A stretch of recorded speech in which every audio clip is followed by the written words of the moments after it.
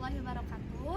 Kami dari kelompok 3 PGSD 3B akan melakukan mini riset. Sebelumnya perkenalkan, saya Nadia Laida Kutratu Ain. Saya Imelda Melinda. Saya Anida Nur Alamanda. Saya Tinis Mirati. Saya Aulia Gustiara Yasmin. Ya, selamat menikmati. Baik, dalam mini riset kali ini kami mengambil judul Pengaruh Uang Saku dan Gaya Hidup Terhadap Pola Konsumsi Mahasiswa Prodi PGSD Angkatan 2020 Universitas Kuningan. Kemudian jenis penelitiannya kami menggunakan jenis penelitian kuantitatif. Nah, sampel kami mengambil 35 orang responden. Responden tersebut diambil melalui responden yang mengisi kuesioner Google Formulir yang sudah disebar.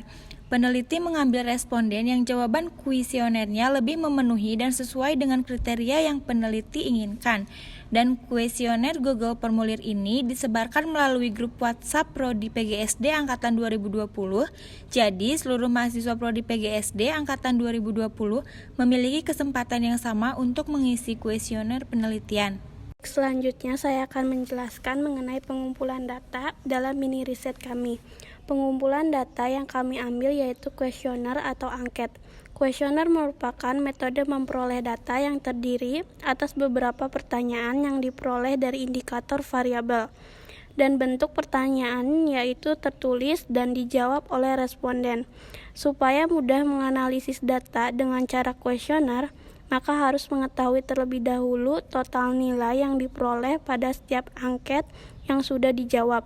Berikut penetapan jawaban melalui skor, yaitu yang pertama, sangat tidak setuju bernilai 1, tidak setuju bernilai 2, netral bernilai 3, setuju bernilai 4, dan sangat setuju bernilai 5. Maka dapat diketahui bahwa data ordinal merupakan jenis data yang digunakan pada penelitian ini.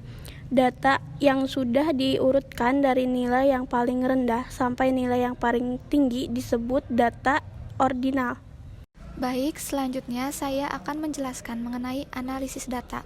Dalam mini riset ini, variabel bebas atau X itu terdiri dari dua variabel, yaitu uang saku sebagai X pertama dan gaya hidup sebagai X kedua. Sedangkan dalam penelitian ini, satu-satunya variabel yang membentuk variabel terikat atau variabel Y adalah pola konsumsi. Dalam analisis data ini, kami melakukan 3 pengujian. Yang pertama itu ada uji validitas. Untuk mengukur sah atau valid tidaknya suatu kuesioner, pada penelitian ini menggunakan uji validitas. Kuesioner dikatakan valid jika pernyataan-pernyataan di dalamnya dapat mengungkapkan sesuatu yang seharusnya diukur oleh kuesioner tersebut.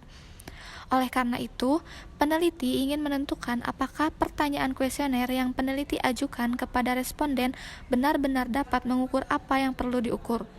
Nah, apabila nilai SIG itu kurang dari 0,05 atau 5% serta R hitung lebih dari R tabel, maka kuesioner dinyatakan valid, dan begitu juga sebaliknya. Penguji menggunakan aplikasi SPSS 25 untuk mengujikan uji validitas. Mengukur dari nilai SIG dan produk momen menggunakan SPSS merupakan teknik yang digunakan untuk mengetahui hasil uji validitas. Nah, berikut hasil uji validitas yang diketahui pada tabel ini.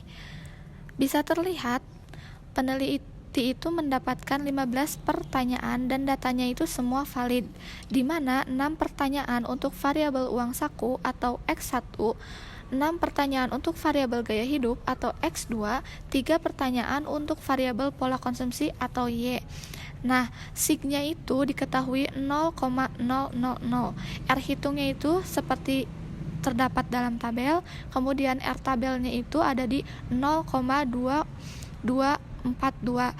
Semua pertanyaan dari yang dilampirkan oleh penulis itu dinyatakan valid.